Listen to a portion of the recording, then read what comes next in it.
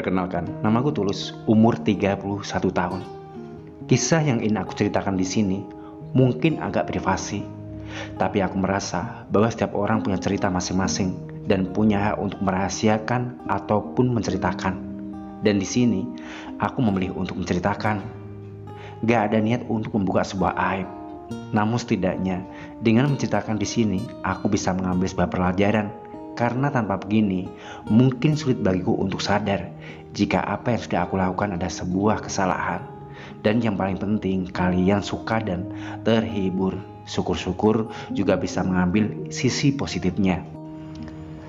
Cerita ini berawal aku yang dimintai tolong oleh saudara, tetangga, dan teman. Mereka kalau sakit, terlebih sakit yang diyakini akibat diguna-guna, selalu minta tolong aku untuk menyembuhkannya. Alhasil banyak orang yang sembuh setelah aku obati. Hal itu yang membuat namaku semakin terkenal di kampung sebagai paranormal. Padahal aku orang biasa yang hanya memiliki doa dan sedikit pengalaman menangani pengobatan herbal. Sampai banyak orang yang mempercayai jika aku ini orang pintar. Tak hayal, setiap hari rumahku selalu didatangi banyak orang. Mereka bahkan bukan tetangga, bahkan orang dari luar kota. Aku sendiri heran bagaimana mungkin namaku menjadi seterkenal ini. Kadang itu yang membuat temanku, Pendi, membuat sebuah ide supaya aku membuka klinik pengobatan tradisional. Dia yang akan mengurus semua surat izinnya dan membuat papan nama. Ide yang bagus sih, tapi aku sangsi. Aku gak punya kemampuan apa-apa. Jika ada orang sakit yang sembuh setelah aku obati, itu hanya kebetulan saja karena aku sekedar memberikan doa dan hanya beri obat tradisional. Dan memang sedikit banyak aku memahami tentang penyakit medis dan obat-obatan dari bahan tradisional. Setelah aku rembuk dengan istriku, dan sepertinya dia mendukung pula, akhirnya aku terima kerjasama dengan Pendi. Dia nanti yang bertindak sebagai asistenku dan mempromosikan tentang jasa pengobatanku secara online. Karena Pendi sepengetahuanku jago dalam dunia online.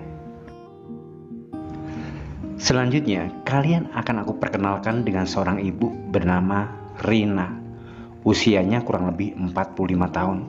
Dia berasal dari Kotawe, sebuah kota yang letaknya di sebelah kotaku. Dia datang dengan anak lelaki yang berusia sekitar 12 tahun. Siang itu dia bertamu ke rumahku. Tujuannya untuk mengobatkan anaknya tersebut.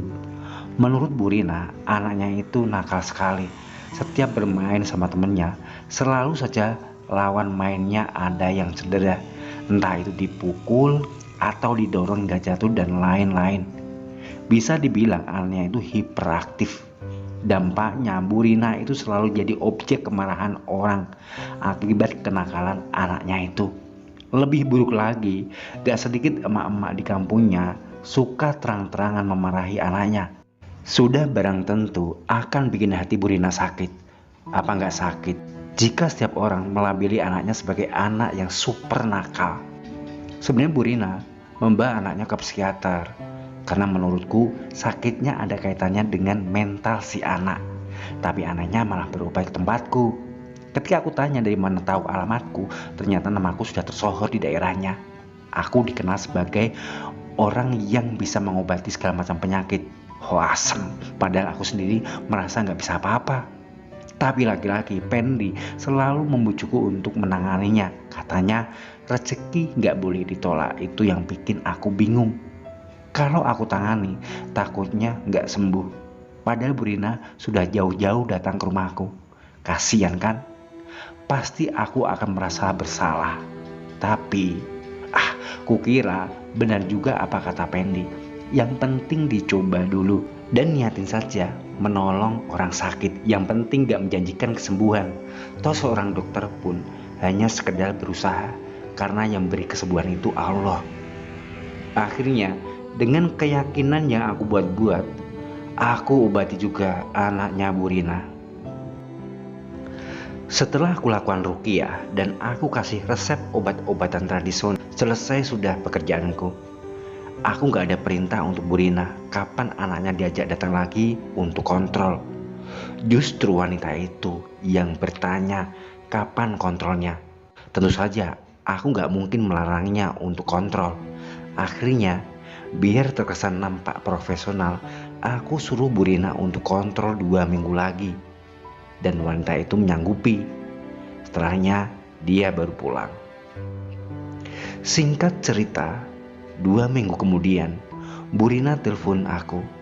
Dia gak bisa ajak anaknya datang untuk kontrol. Justru dia meminta aku yang datang ke rumahnya. Tentu saja aku menolak.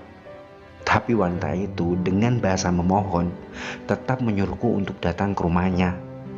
Hatiku mulai bimbang. Namun gak lama bimbangku hilang.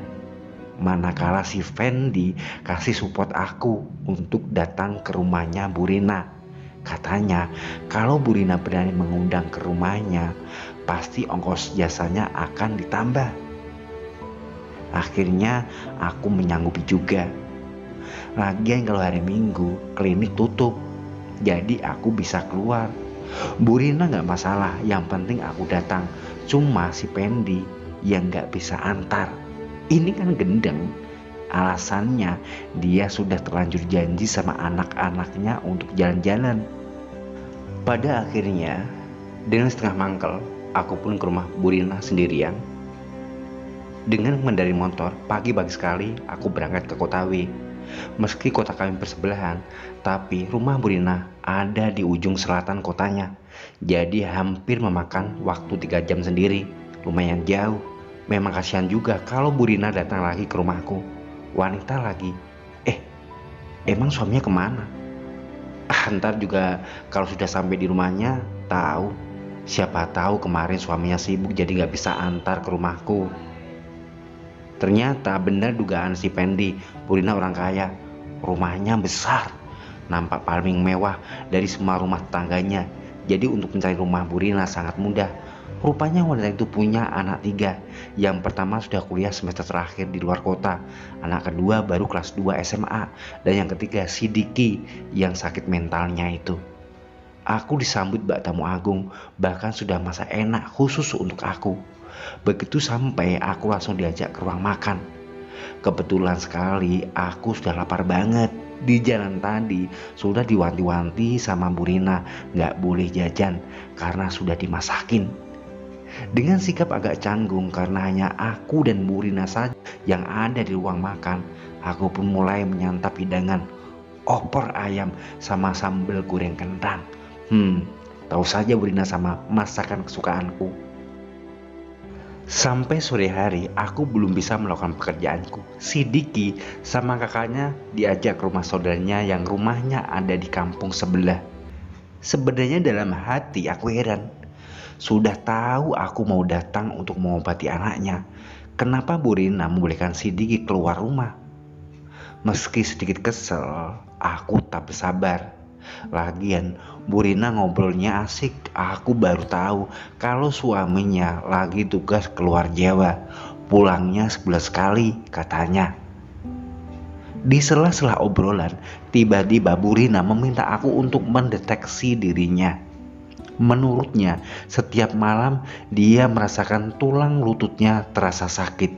Katanya belum lama ini, dan wanita ini curiga jika dirinya terkena sihir. Aku pun mengikuti permintaannya. Aku yang saat itu duduk di depannya pindah ke sebelahnya. Dan mataku langsung melihat ke lutut Bu Rina yang sejak tadi diperlihatkan sambil dipijit-pijit.